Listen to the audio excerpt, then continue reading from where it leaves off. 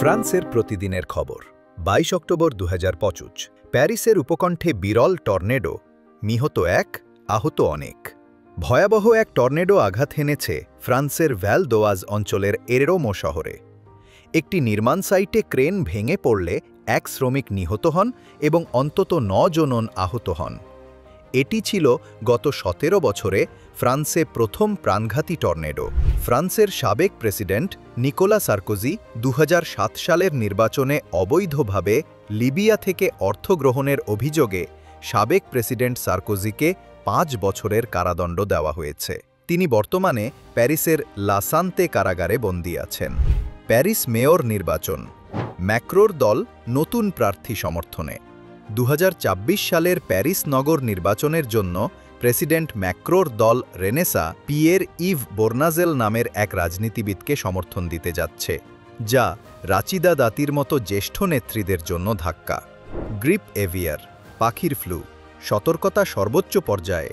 ফ্রান্সে নতুন করে বার্ড ফ্লুর প্রাদুর্ভাব দেখা দেওয়ায় কর্তৃপক্ষ দেশ জুড়ে সর্বোচ্চ সতর্কতা জারি করেছে। সব পোল্ট্রি খামারে মুরগিকে এখন ঘরের ভিতর রাখতে হবে। লুভর জাদুঘরে চুরি, মূল্যবান রত্ন চুরি। প্যারিসের বিশ্বখ্যাত লুভর জাদুঘর থেকে কয়েকটি মূল্যবান গহনা চুরি হয়েছে। তদন্ত চলছে এবং নিরাপত্তা ব্যবস্থায় পরিবর্তনের দাবি উঠছে। ভ্লাদিমির পুতিন ইউরোপ সফর নিয়ে উত্তেজনা। পোল্যান্ড হুমকি দিয়েছে যে রুশ প্রেসিডেন্ট পুতিন যদি তাদের আকাশ সীমা ব্যবহার করেন তবে তাকে গ্রেফতার করা হবে। এই ঘটনার সঙ্গে ফ্রান্সের কূটনৈতিক ভূমিকা গভীরভাবে জড়িত। ইরান ফ্রান্স বন্দি বিনিময় চুক্তি একজন ইরানিয়ান শিক্ষার্থীকে মুক্তি দিতে পারে ফ্রান্স, পরিবর্তে ইরানে আটক ২ ফরাসি নাগরিককে ফিরিয়ে আনার আলোচনা চলছে। এই ঘটনা দুই দেশের সম্পর্কের গুরুত্বপূর্ণ মোড়।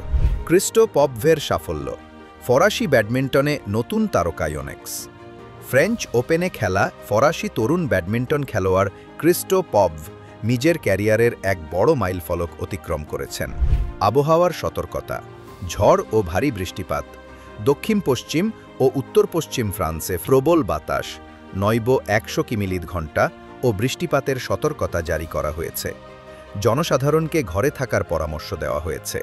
ফ্রান্সে জনজীবনের খবর ও সতর্কতা। প্যারিস ও আশেপাশে গণপরিবহন, স্কুল খোলা বন্ধ, ইভেন্ট বাতিল সহ নানা তথ্য আজ সকাল থেকে হালনাগাদ করা হচ্ছে। নাগরিকদের জন্য গুরুত্বপূর্ণ এই আপডেটগুলো অনুসরণ করতে বলা হয়েছে।